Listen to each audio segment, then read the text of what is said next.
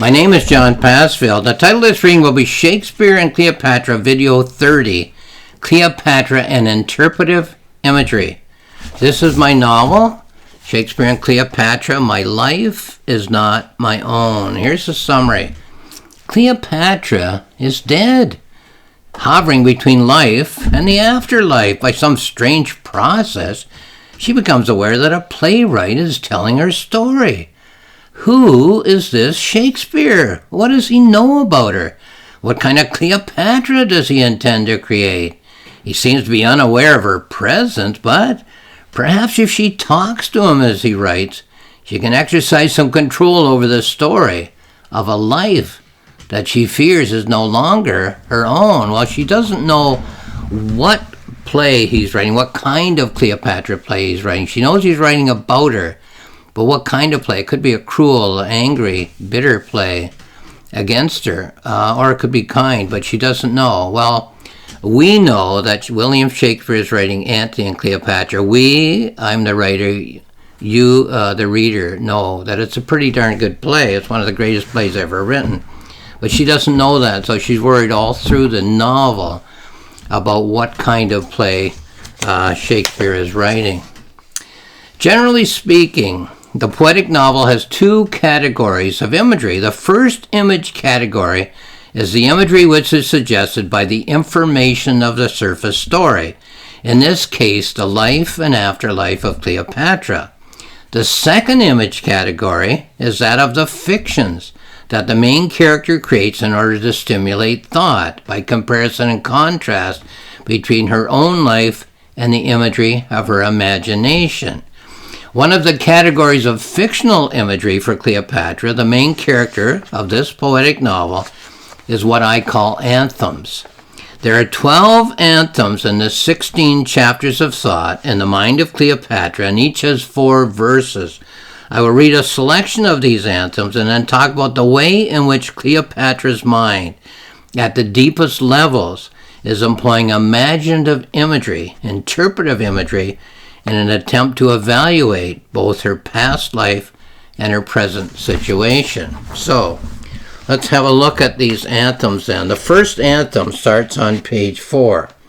So these are verses that are embedded in her thoughts about her personal life.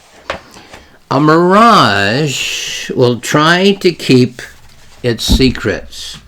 Now, that's in one chapter of her thought. The second verse of that anthem is in a second chapter of her thought. When and why it will choose to appear. That's on page 10. Let's go to page 18, 8 pages later, in terms of her thoughts. Not every mirage is equally convincing. Then we go to page 26. The lesser mirage will shimmer and give itself away. So a poor mirage will shimmer and give itself away. And lastly, page 34, the greater mirage will seem as real as the pupil in your eye. So here's a lady being written about by Shakespeare. She's presenting herself to Shakespeare, she hopes. The greater mirage will seem as real as the pupil in your eye. So that may or may not help her to understand her situation. Let's go with the second mirage, which begins on page 5.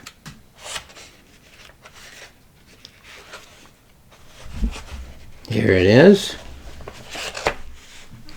Venom is strictly for defense, said the mother snake. So venom is strictly for defense, said the mother snake. Page 11, in a second chapter of thought, we get a second verse. It is deadly when applied. Then to page 19. It will paralyze those who make themselves your foe. 28. Without family, you'd be strictly on your own. So snakes and family, how a snake relates to a member of its family, how a snake relates to someone who's not a member of its family. And then lastly, page 35,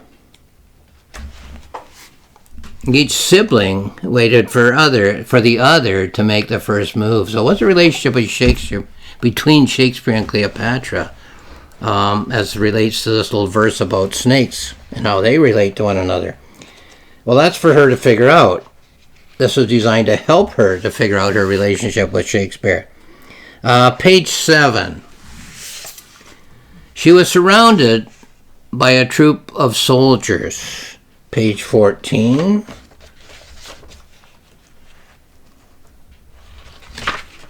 They had been chosen for their loyalty to the Queen. Page 21. Sharp spears, leather breastplates, gleaming shields. Page 30. The soldiers were slumped against the walls with their eyes closed. And 38. They had been sealed at the time of their death inside her womb. So sometimes relationships between people are lifelike and lively and life-affirming, and sometimes they're death-like. So again, an attempt for her to evaluate her relationships, or an attempt by her to evaluate her relationships. Here's the fourth one. I have a disturbing question, said the supplicant. Page 15. The master motioned for the supplicant to speak. 22. The supplicant spread the fingers of his hand. Okay, the supplicant spread the fingers of his hand. 31. The master waited for the supplicant to explain. Then the last one on 39 of that anthem. Is there a point, the supplicant asks, where the fingers of the hand seem to be so far apart that one should wonder whether the fingers are actually joined? Well, that's interesting. Could there be relationships that seem so far apart that they're not joined, when if you only knew how to recognize the connection, there would be one? Okay, let's skip the middle section. There are 12 anthems. I'm not going to read them all just to save time, but I'm going to read the last 4 in the book. So let's go to page 86. 86.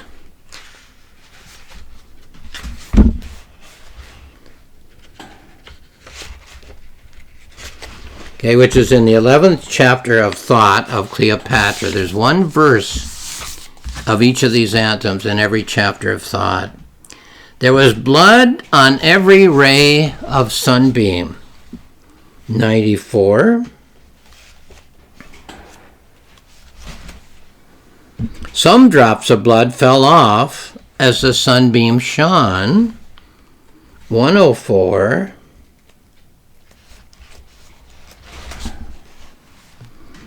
He seemed like just another person in the marketplace.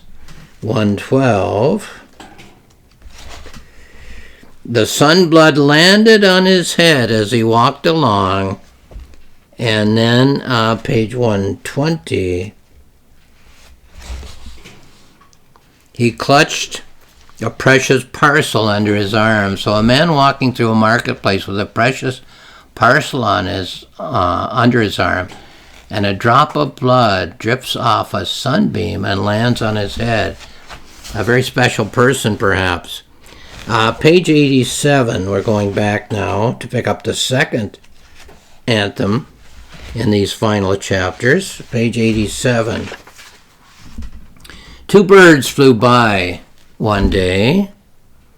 95. One bird flew beneath another's wing. 105, 10 pages later. Protected from thunder, lightning, sleet, and hail. 113.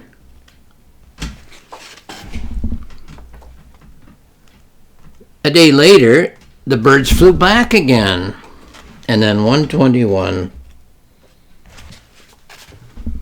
they were taking turns beneath each other's wing. Well, is that the relationship she has with William Shakespeare, or should have, or would have, or could have? It's up to her to figure that out. It also has to do perhaps with her relationship with Julius Caesar, which of course is over now since both of them are dead, and her relationship with Mark Antony, which is over now. But she can evaluate those relationships in retrospect by comparing them with this imagery. I'll talk about how imagery helps to evaluate other imagery in a moment. Okay. I think we're looking for page 90 here. And let's find it. Okay. They made love beneath the water. 98, 8 pages later. A male and a female crocodile. 107. People on the bank cringed at the teeth and flinched at the eyes. 115. Out of the terror of the ages grew their hides. And 123. Out of the tenderness of the ages grew their hearts. So that speaks of surface appearance even, and outer and inner, I guess, qualities, in the crocodile. Tough skin, but tender hide, almost a human hide. Page 91. All of this she's comparing and contrasting to her own relationships is Cleopatra. 91. A message was drowned in the ocean. It perished as the ship went down. 99. Again, 8 pages, 9 pages later. A message was buried in the desert. It perished as the wind shifted the sand. 108.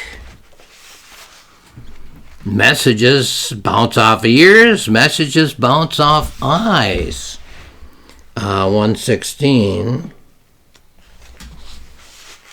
Messages can mean the opposite of what they say. And lastly, 124. Sometimes a message will submit to torture rather than talk. So messages, something important that is meant to pass between two people and sometimes doesn't pass between two people. So those are anthems, each one embedded in Cleopatra's thoughts about her life, her relationships.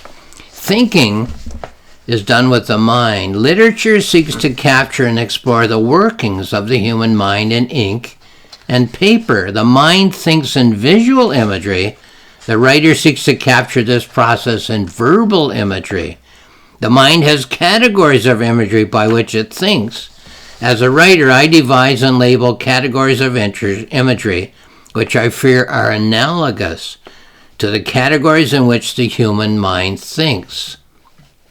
One of the literary categories that I've devised is the anthem. An anthem is a short poem of 5 verses, one of which is embedded in each chapter of thought of the main character.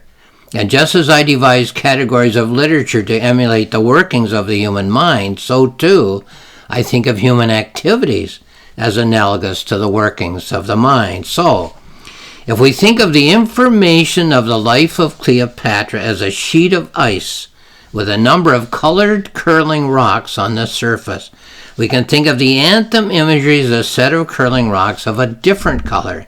So sheet of ice, curling rocks of one color, sheet of rocks waiting to be sent in among them of a different color. Now, when each of these anthem images, these alternatively colored curling rocks, is slid in among the curling rocks of the information of the life of Cleopatra, each of the anthem imagery curling rocks, the curling rocks that are coming into the circle, can change the value of one, two, or all of the information curling rocks of the life of Cleopatra. So just as curling rocks coming into the circle can change the value of every rock in that circle, so too can these imaginative images change the value in her mind of everything in her life that Cleopatra thinks of.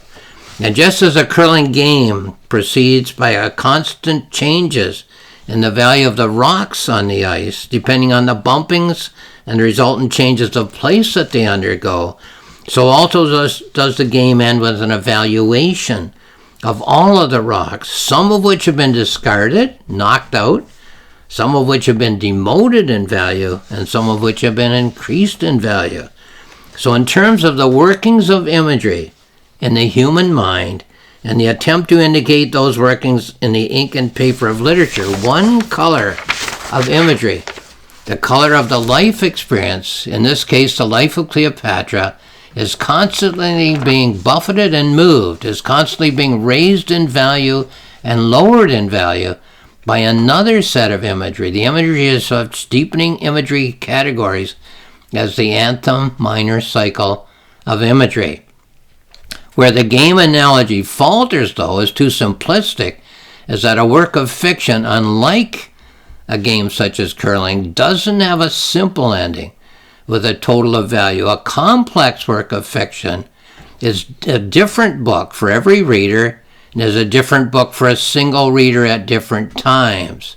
A complex work of fiction, a poetic novel, is a pattern of images which suggests the life evaluation process of a main character. No doubt were Cleopatra to think of her life over multiple times, as we do when we read and reread the great books of our heritage, she would find other imaginative images to nudge and clash against, to give more and less value to the information of her life experience. So you can compare life to games, but life is always more complex than games. And you can compare serious literature to games, but serious literature, if it is good literature, is always much more complex than any game. So, this is my novel, Shakespeare and Cleopatra, My Life Is Not My Own. It's found on Amazon, where there's more information. It's also found on my publisher's website, roxmillspress.com. On my website, johnpassville.ca, there's 2 free books. Just click on the cover icon and you can read them. One is my planning notebook, and the other is my journal. Both books I wrote while planning, writing, and polishing this novel. So there's a lot about novel writing, but I think there's a lot about life in there too. So have a look at johnpassville.ca if you're interested. Lastly, I'll say thank you for watching this video.